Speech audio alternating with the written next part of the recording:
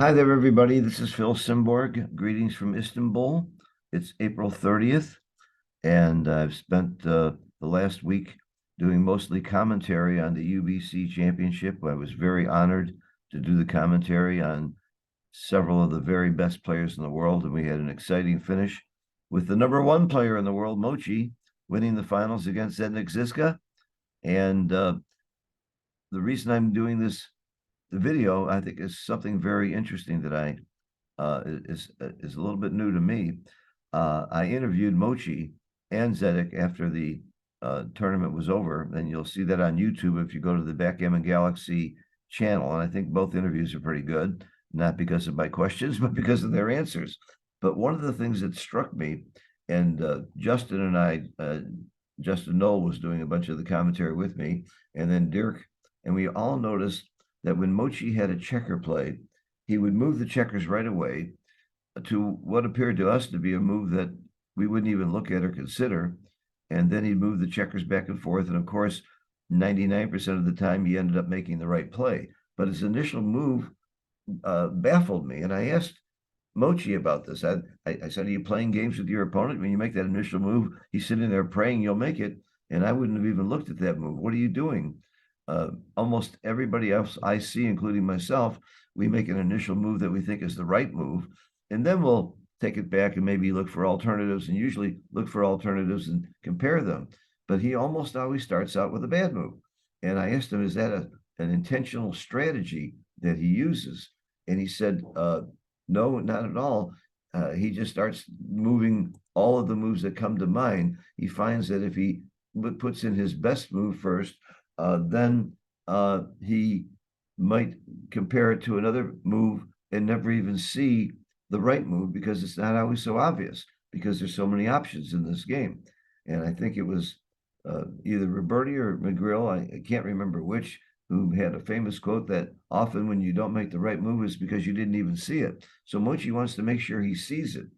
Well, the next day, I'm playing in the Istanbul tournament, and I find myself in this position. And what would you do with a 5-1 here?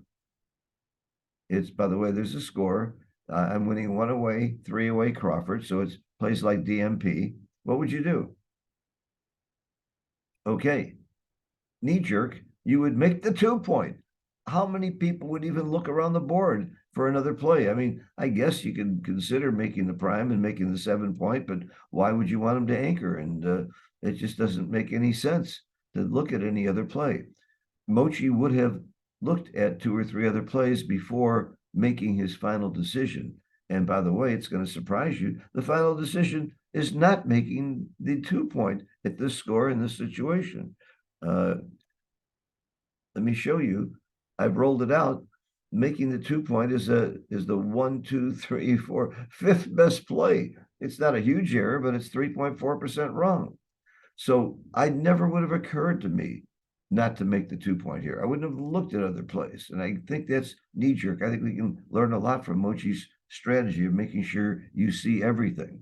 I have a saying about doubles: look for a good play, then find a better play, because there's so many ways to play double twos, double threes, and so on, and double ones. Okay, so now that we have this play, why wouldn't you make the 2 point? Good players, I think, will immediately see that your goal here, you want him to come in and crack his board. If you make the 2 point, let me show you what it looks like.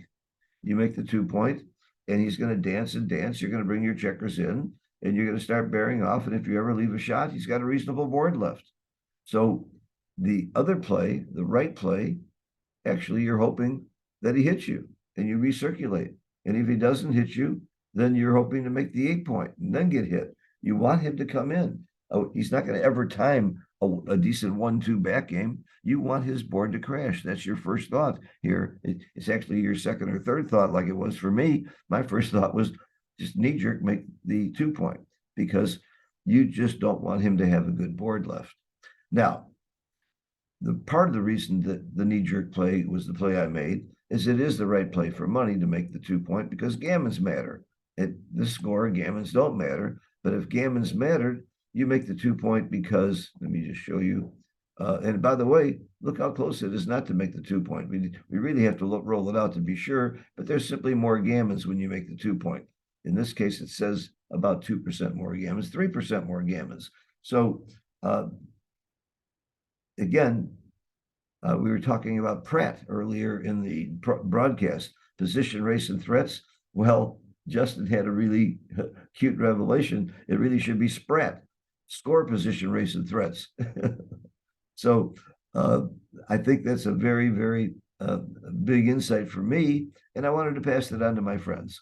I hope you learned something from this. Don't just knee jerk, don't take things for granted. This game is much more complex and deeper than you know. And even the best player in the world, Mochy, is going to miss plays if you use your knee jerk. Now, in speed gammon, Mochy might have made the wrong play, but you shouldn't be playing speed gammon most of the time. In speed gammon, the knee jerk might have been right. I happen to think that Mochy in speed gammon, if I had a bet, would probably still have made the right play here. But in speed gammon, you're often you could easily be at a DMP play. Thanks for watching. If you haven't gone to YouTube and Google and search for Backgammon Galaxy UBC Championships, there's a lot of matches. I spent 5 days doing commentary. That's why my voice sounds so bad. But I never had more fun, and I've learned so much. When Dirk was working with me, I learned 2 or 3 new things from him. I learned a couple of new approaches and ways to describe the right plays from Justin. And of course, I learned a lot from the players themselves. So good luck. I'm on my way tomorrow to New York for a week to do some lectures. I'm very proud of one lecture I'm going to give to about 30 kids and who are children of a private club, the members of a private club. I'm seeing more and more growth. The tournament here that followed the UBC had over 600 players. So this game is really, really booming, and I'm so thrilled to be a part of it. Thank you, everybody, for watching. Bye-bye.